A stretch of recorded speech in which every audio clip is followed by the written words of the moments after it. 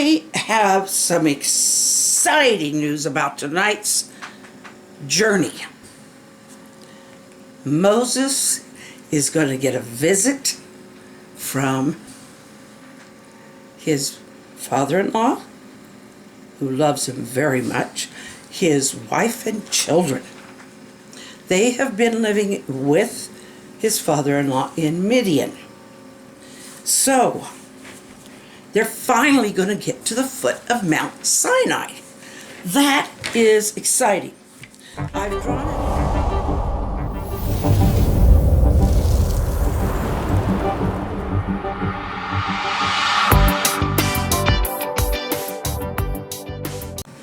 Okay, I went over that map, so hopefully you can see it a little bit better. But we've got Egypt, the Nile, there's the delta, so Goshen is up here, and then, yeah, Egypt did own part of this Sinai, but they're in the Sinai desert now. They've been through all of these places, and now they're over here.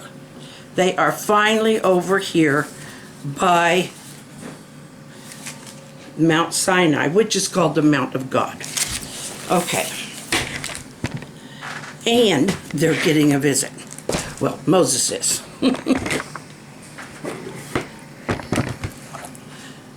His father-in-law, well, they're going to be bringing he's bringing his wife, Moses' wife, and 2 children. Okay, they're not Hebrew. They're Druze, or Druzy.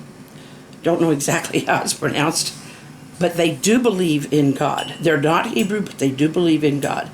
And, I mean, why would we think that only the Hebrew maintained that faith? However, I don't know if they continued on to where they believed in Christ when he was born. But he is a priest.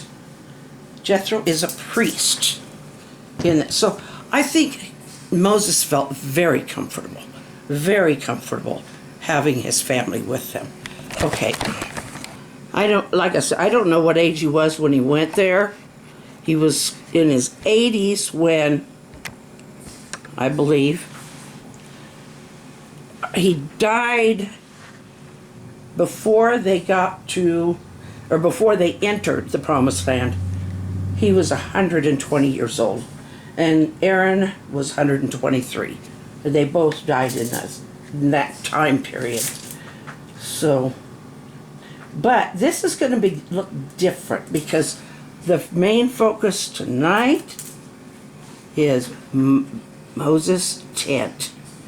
And I'm going to try and make this tent really, really big, because,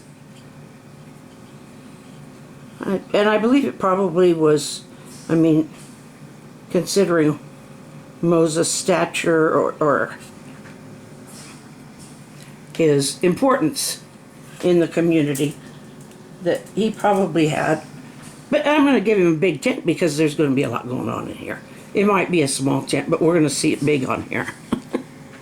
Okay, so I'm going to put a little flap here and a little flap here, because down here there's going to be a lot going on.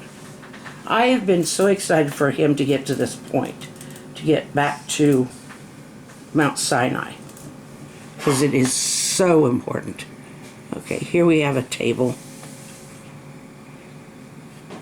It looks a little modern, but I'm sure they made tables with legs back then.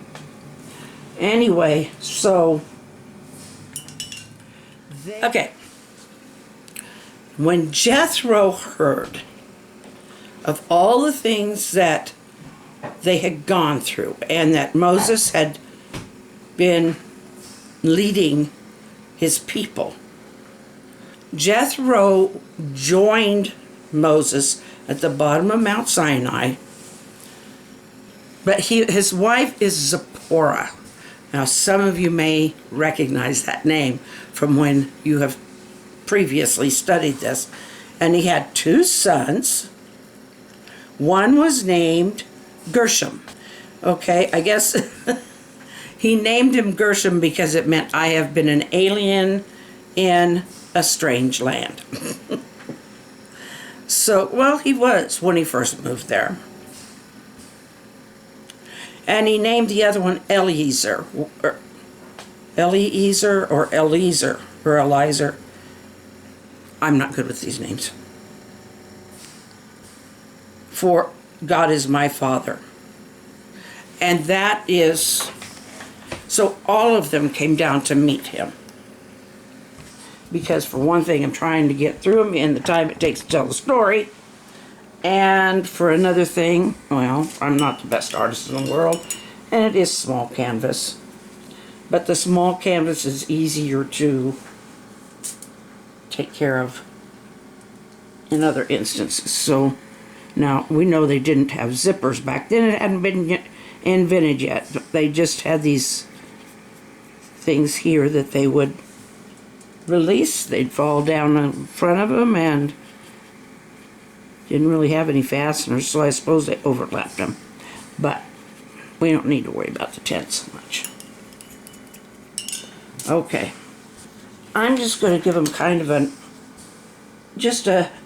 not going to make it anything fancy because I don't know that it would have been. And that's not the focus. The focus isn't how fancy things were. They probably weren't fancy at all. But I want to give them some kind of something as a floor. And let's go ahead and paint. I use a lot of brushes. Let's go ahead and paint the back of that. Kind of, I need to lighten that gray a little. I do think out what I'm going to do, but I always forget something. I always forget to figure something out. I figure placement of the tent and the people, but I don't figure out what I'm going to do about the interior. Oh.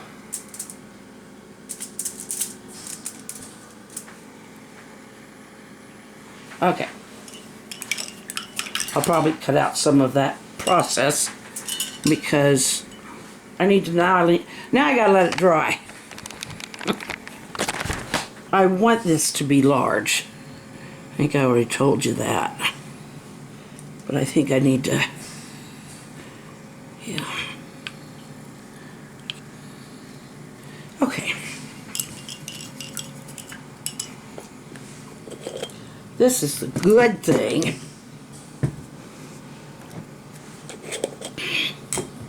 about these jars. So I can store up some paint in them. Okay, is that dry enough? I think so. I'm going to do the bodies first and then add the cloaks and stuff around them. I don't expect they're not going to be huge, but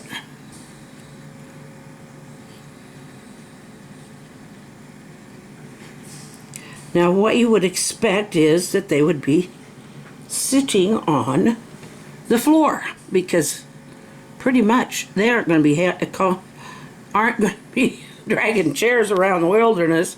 They got enough to tote, but I think a lot of them did anyway. With as far as sitting on the ground, I think that was probably pretty much of a custom back then.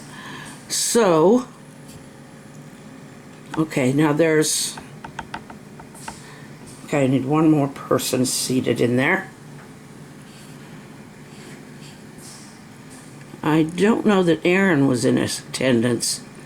Got a couple of heads kind of close. I don't know where to put that person. Oh well.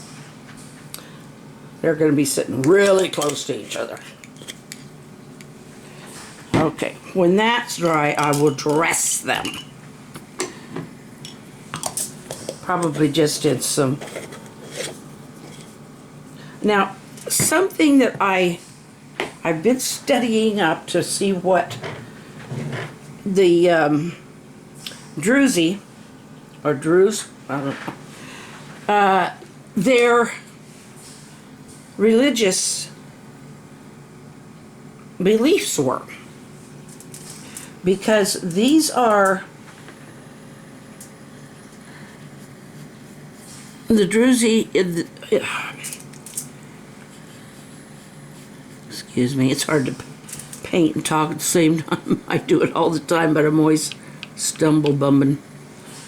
But they are believers in God, the same God. They're from the line of Abraham, and so they believe in the same God as the Jews and as us. In fact, they are very respectful of Christian religion, and they have their own, I think they kind of have their own way of showing their faith in that. Some have gone totally Christian. Some of them are still practicing the Druzy faith, but with respect for Christ or whatever. It's not going to be very prominent at the moment. We're just going to put it over here. It's not going to look bigger than the tent because the tent is in the foreground. And it's not going to look climbable right now because we've got other things to put around there. But there's going to be some gray in it because I want to have some rocks there. So while we're waiting for this other to dry, we're going to go ahead and work on this here. Put there. I'm going to have some stones. Have you ever driven out by the Rocky Mountains and you've come by those areas where the stones are real loose? Well, I can make it look that way, but they're not going to have to worry about it coming down and falling on their heads. Anyway, so there's that. Now for the rest of the Israelites, the day after their feast, Moses got up early, and soon after that, Jethro finds him out at a table making judgments between parties from the Israelites who have a difference of opinion, or maybe they think someone's done something, or maybe somebody has done something. And he's there at he's there making those decisions from early morning until evening. And his father-in-law says, "Why don't you delegate this stuff? You're going to wear yourself out." And so he told him how to distribute the responsibility among the priests and elders. And it worked. And it made Moses able to concentrate more on the things that God wanted him to concentrate on, and less on the differences and petty arguments of the people. And that's basically what this was most important to this particular meeting. I love y'all. Talk to you tomorrow. Mwah. We'll see what happens with this.